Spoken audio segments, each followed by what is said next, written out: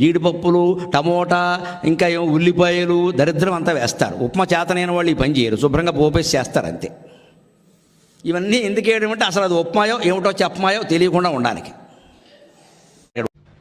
ఏముంది మీ డబ్బాలో? ఉప్మా అండి. తినండి, మీరే తినండి, ఎవరికి పెట్టద్దు, మీరు మటుకే తినండి.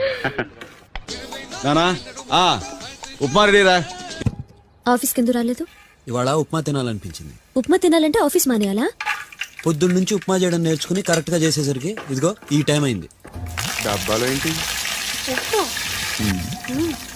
ఫ్యామిలీ మొత్తం ఉప్మా తిని బతికేస్తున్నారు నాన్న.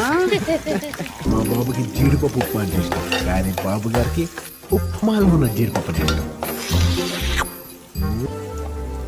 జీడిపప్పు ఉప్మా టేస్ట్ చేసి ఎలా ఉందో టెక్స్ట్ చేయి.